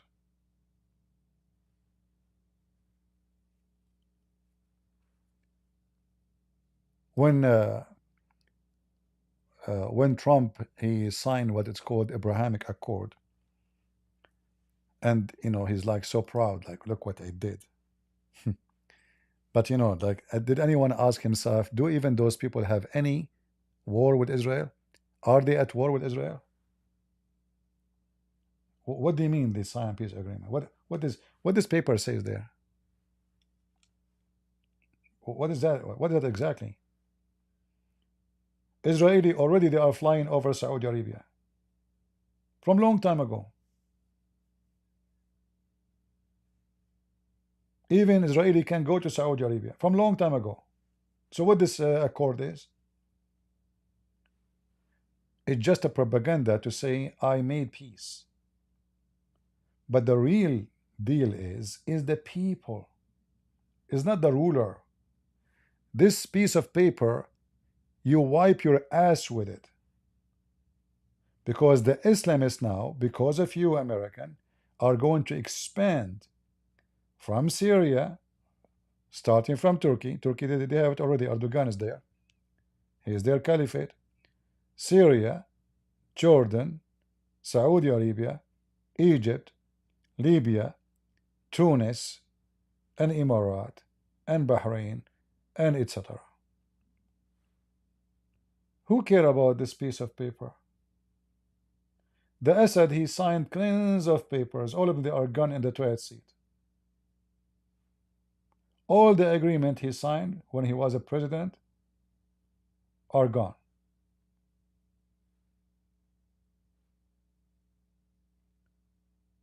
So anytime the Islamists, they get rid of the rulers of Emirat, all the agreement are gone.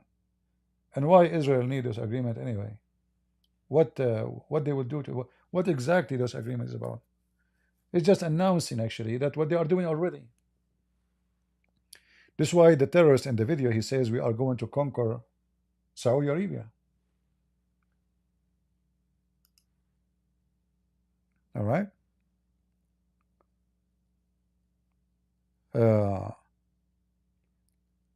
American always, they are the best government in the world to make poo-poo. And they claim that their poo-poo is a cake. And this goes for everybody. When it's come to abroad politics, it doesn't matter. He is Democrat, he is Republican, his name is Trump. Just wait. I am predicting that Trump, he will do a lot of dump when it's come to abroad. He will do good things for USA, I assure you that. But he will do horrible things abroad.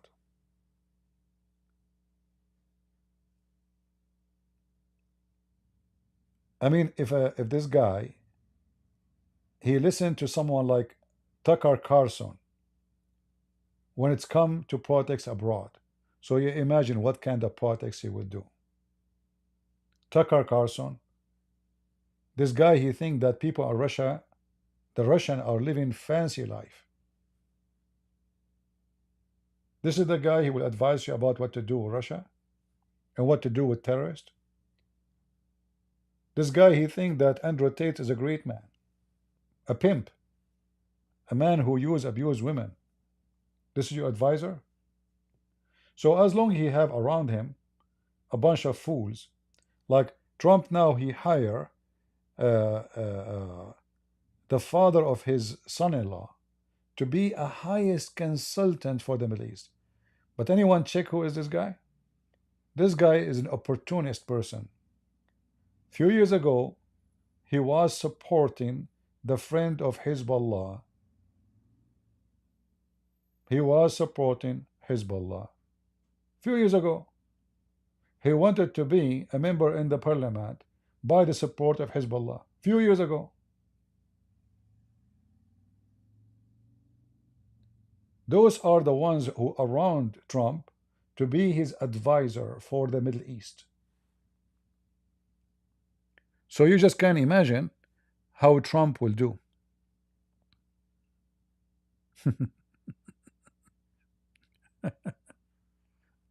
Yeah, Tucker Carlson, you know, Tucker Carlson.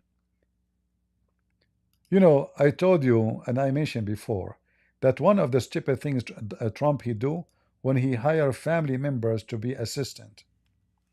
That is something so dumb and so stupid.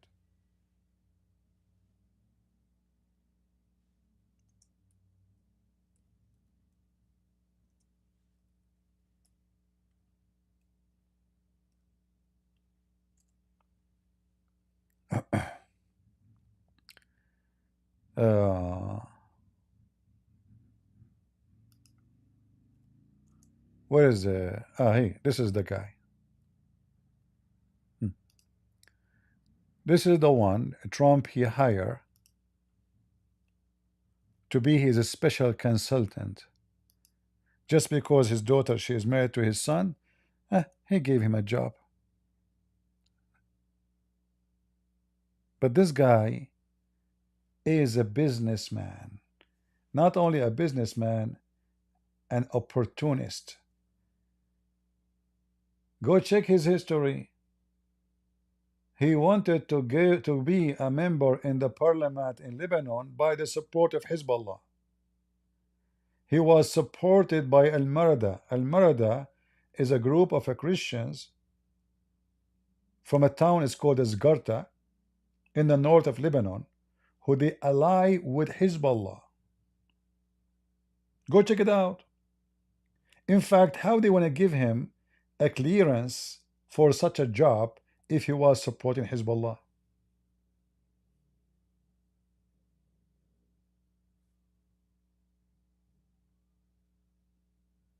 You have to have a clearance, high security clearance, to be a consultant for a president. You will be in his office. You will hear every secret. How this guy will get that clearance?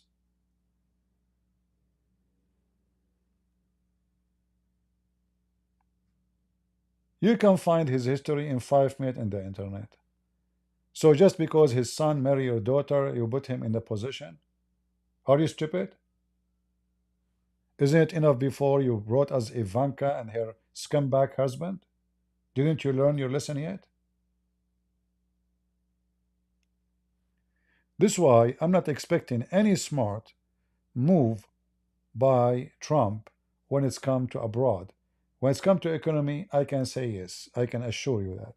But when it's come to politics and war and peace, I think Trump will do a lot of dump. But anyway, still he is better than the Democrat, because the Democrat would do dump anyway. Those rich people, all what they care for is money. This guy, his father is a billionaire. The daughter is a billionaire father. Money over money. They meet in rich boys club, where rich people they meet. You drive most expensive car. I have the most expensive car. We fit to each other. Let us get married. Business. Even marriage for them is a business. Yeah. He married his daughter. He made the father a special consultant. Well, at least, thank God, she did not marry a Muslim. You never know. People who love money, they don't care about religion. Do they? They don't. He is a Christian from the Middle East. So what if he's a Christian from the Middle East? I'm a Christian from the Middle East too. What does it have to do with this?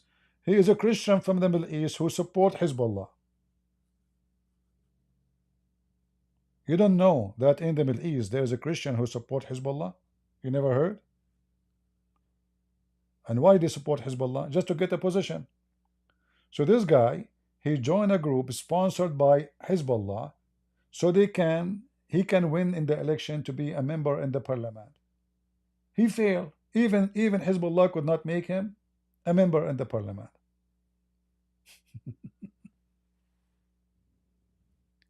He's a Christian from the Middle East. Nice to meet you, Christian from the Middle East. Right?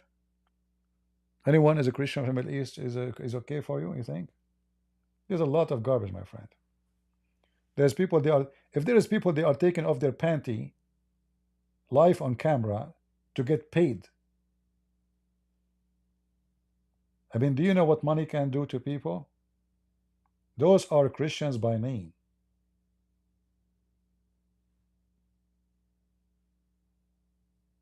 I'm not talking about those who take off their panties. I'm talking about those people in front of you. They worship one thing. It's called dollar. Position. To be important.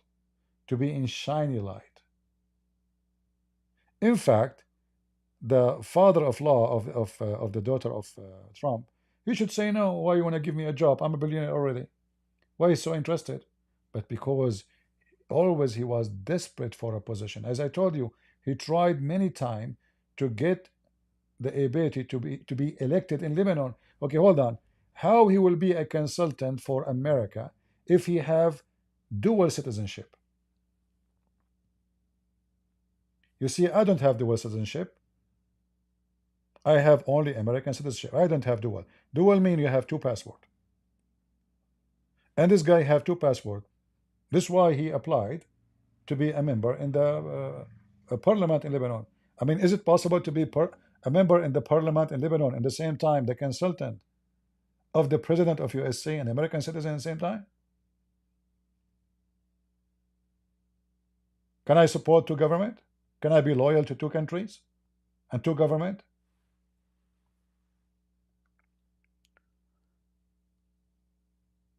Money, my friend. Money, money, money. This is what they believe in, and this is what they worship. They speak about God only when God is beneficial for them. Like those YouTubers who mention God and they want to debate Muslims, but if you want to watch my videos, you have to sign membership in my YouTube. If you want to watch my videos in Patreon, then you have to have a membership and pay me. But remember, he is defending the truth. He's a Christian. They are true Christians. Well, I mean, even like the page I was watching before I came here, the guy he started talking about, you know, software, buy it. They are so good to teach you language. They cannot even make a video about God without selling something. And Trump is no different. They are businessmen.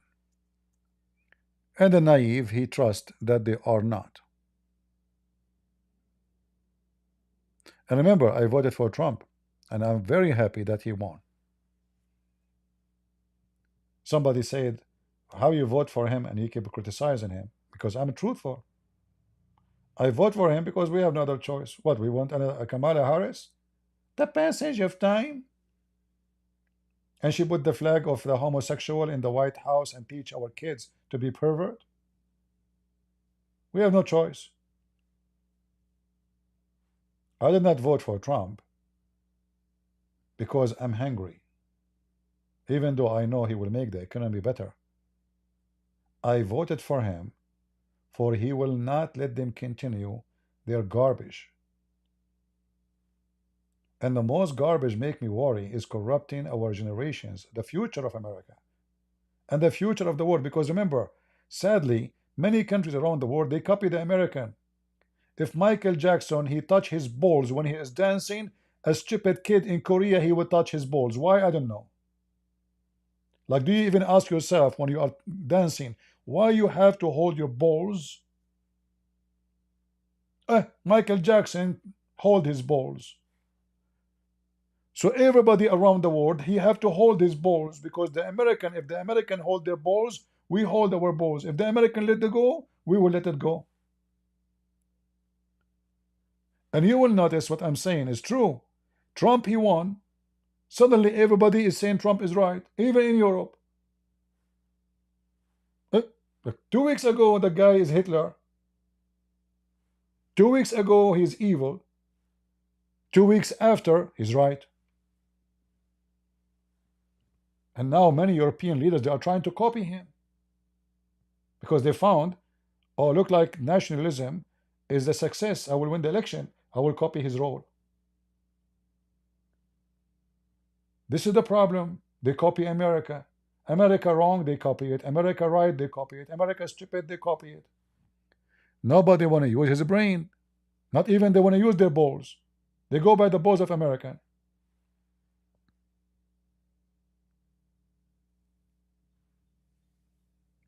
Right? Stupidity is amazing. Register that. I have copyright over it. Stupidity is amazing. Right? Stupidity is amazing. And many people don't even use their mind. They copy music, they copy culture, they copy commercial, they copy words, they copy clothing, they copy everything. I mean, a human being is so stupid and so dumb. It's like when you convert to Islam, you copy Muslims in everything. Even everything about Muslims is not even practical. Like when somebody wear those Arabian clothes, have you ever tried to wear it? You can't even walk. You can't even go to the bathroom. It's the most practical, the most stupid clothing ever you can imagine. And then this guy, he just converted to Islam. He is dressing like Muhammad, and he is wearing the long dress, and he grow a beard which is full of lies. And and he wanna do ablution, so he put little water in his bowls, and he think now he is clean, but he stink. Copying is one of the proof that the one who copy is a person who never have identity. He don't even have a brain. When I finished my law degree, I was young, so my mom was coming, and I was sitting outside in the front of our house with some friends, but wearing my short. Summertime. My mom, she come here, come here. I said, what? I said, why you are wearing short? I said, what's wrong? She said, now you are a lawyer. I said, oh. I said, yeah, who is going to give you a case if you're wearing a short? This is how they think. I will not be a good lawyer unless I wear a suit. This is the mentality of a human being. Even though my mom is educated, still you cannot, because she understands the culture, she understands how those people think. You cannot wear a short. Okay? So what we do now? You have to wear a suit. I hate a suit. I cannot wear a suit. I will feel like I'm in jail, honestly. If I wear a suit, I will feel like I'm dead. If I wear a tie, it's like you have a chain in my neck. I can't even handle it for a second. So the mentality of people here, like why we are wearing this is a suit of the Western. We have to copy it, because that's what the world now want. Look, do you see the suit they are wearing? Like this guy, the Lebanese guy, he's wearing a papillon. You see this thing in his around his neck? In French, they call it papillon. So why you are wearing it? Aren't you Lebanese? We have to copy the West. If we don't copy the West, they are not Western, but they copy the West in everything. That because they have a shallow identity. Because we are afraid, we will not be recognized unless we copy the Western in everything. When they are wrong, we copy them. When they are right, we copy them. When they are stupid, we copy them. When they dance, we copy them. When they say bad language, we copy them. You cannot be independent because you wanted to be a copy of someone you think he is higher than you.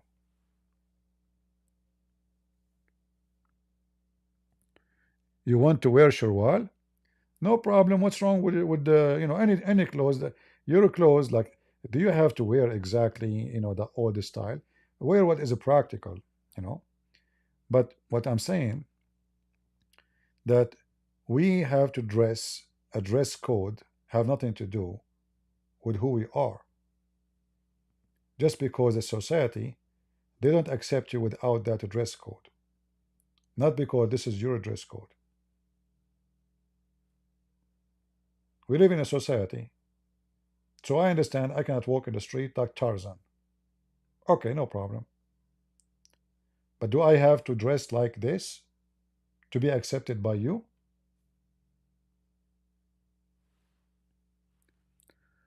All right. Any question about the topic?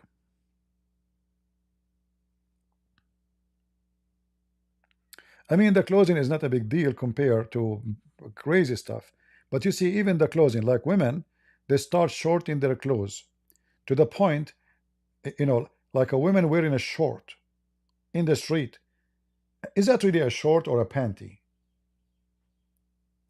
Is it because the laundry, the water maybe was so hot, and the short shrink and keep shrinking and shrinking and shrinking until it disappears inside his butt, her butt?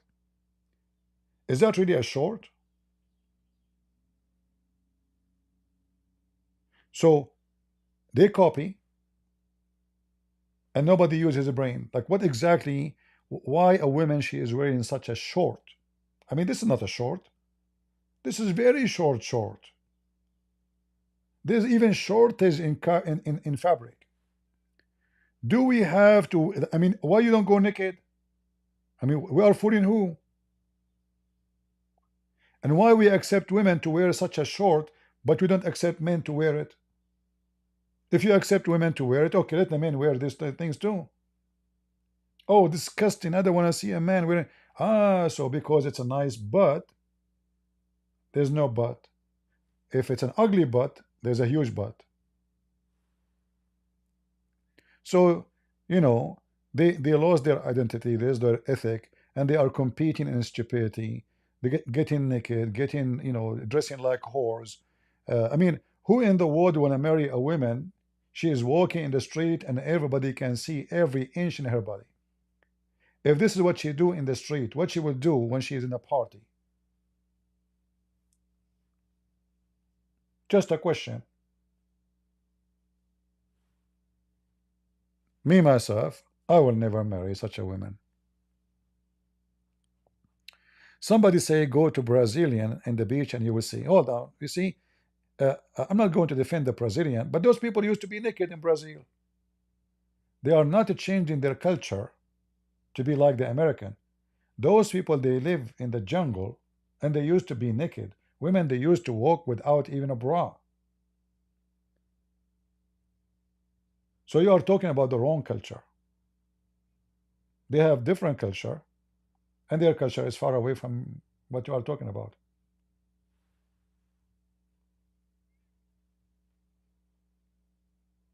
Do people in China used to go naked in the street? Or in Korea? No. Women, they used to wear long dress. What happened? They are copying the Western. The more the Western they shorten more. There's a competition. Right?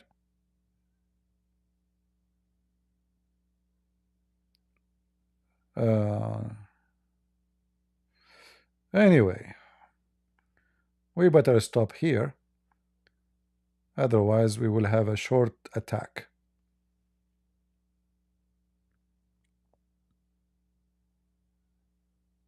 Yeah, Brazilian, they have different culture, they have different habit, they have different tradition. They are not, you know, they are, I cannot compare them to the Middle East, you know. I cannot compare them to Korea or China. Those people, you know, people who live in a tropical territory, they used to dress what is fit with a tropical, not based on religion, and not based off copying somebody else. So you might see until now there's some tribes, they are not wearing anything. They have just a little thing around their waist covering their private part, but their breast is exposed. Can I say that those people are being whores? No, because the whole society is like that. And when you're used to it, you know, when it is, this is how they grow since they were kids through generation, the man will not see a woman breast no more, because they are used to it since early age. That's why you see a lot of rape happen from people who come from different country to Europe. In his country, the woman, she is covered from the top to the toes. Then he go to Europe, he see a woman laying down in the park. He can see even her private part coming out. The first thing he will think about, she is inviting me. The second thing he will think about, she is a whore. The third things he think about, it's okay for her if she is raped. This is his thinking. Maybe she is not thinking about any of that. She's just taking suntan. But because he's coming from different place, have nothing to do with this culture, he will get everything wrong. If a woman, she smiled for him, he would think she is asking him to F her. Excuse my language. Because in his country, a woman, she should not do that. Unless she is inviting you to do something.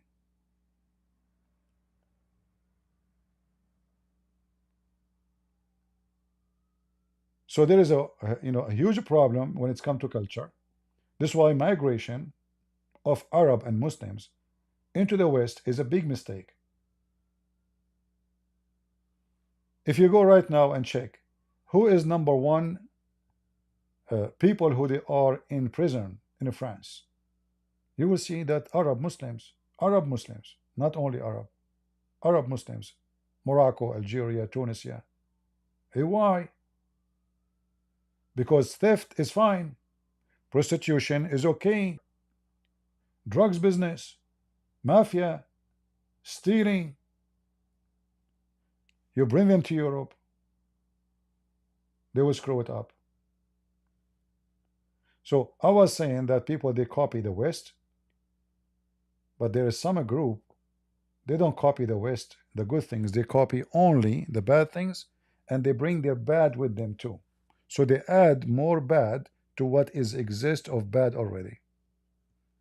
And then I wish you a good luck with those people who come to your country. Anyway, I want to say thank you guys for being here.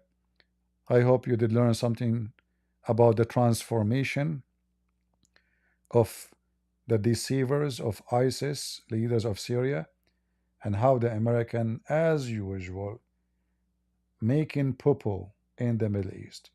Remember, Hezbollah became bigger because of America. When Hezbollah killed 200 Marines in Lebanon, in Beirut, the president of USA at that time was Reagan. He would draw his army like a puppy. Hezbollah become victorious. They just defeated America. That's how they understood it. And they started growing. The cancer started growing. The stupid American, as usual. Israel withdraw from south of Lebanon. They allow Hezbollah to take south of Lebanon. Israel now is defeated.